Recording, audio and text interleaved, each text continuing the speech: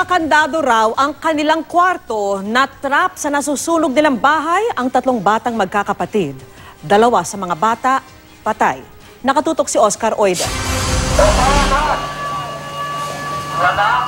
Pasado alas 12 ng hating gabi nang makulong sa nooy nasusunog na kwartong ito sa barangay Bagong Barrio, Caloocan City ang magkakapatid na sina Cedric James, Chloe at Alexandra na edad 8, 6 at 4 na taon. Hindi raw agad nakalabas ang tatlo dahil nakakandado ang pinto.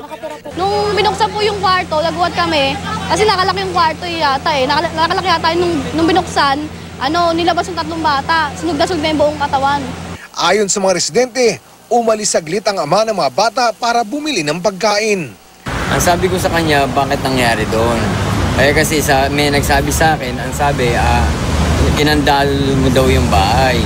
Ang sabi niya kasi bibili lang ng tapsilog. Kaya kinandado niya pa kasi lumabas-labas yung anak niya. Base sa inisyal na pagsiyasat ng BFP Caloocan, nagsimula ang apoy sa ikalawang palapag ng inuupahang bahay ng pamilya. Nasunog pa ang katabing bahay at nadamay pa ang imbakan ng mga tela. Ang sanhi po ng apoy ay yung kandila na left unattended. Dapat pinatay bago natulog. But since the parents were nowhere, they were somewhere else, yung mga bata hindi alam yung ginawa. So, natulog sila na may nakasindi yung kandila. Sinadya namin kaninang umaga ang ospital na pinagdalhan sa mga bata. At dito na sumalubong sa amin ang malungkot na balita.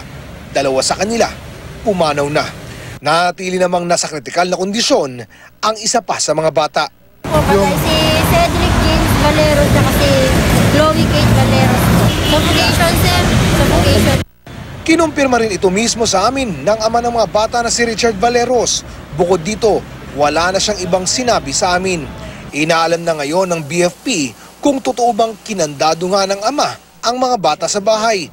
Kung mapapatunayan, maaari daw nila itong panagutin sa batas. Yung negligence, parang pwede na sa ating sabihin na talagang sinadya nila na iwan dahil nga ang base sa aming mga initial na interview, kung bibili man sila ng pagkain or what, supposed to be dapat hindi naiwan yung mga bata doon nang walang kasama.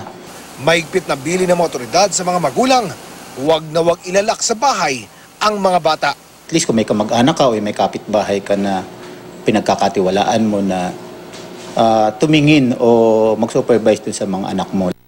Oscar Oida, nakatutok, 24 oras.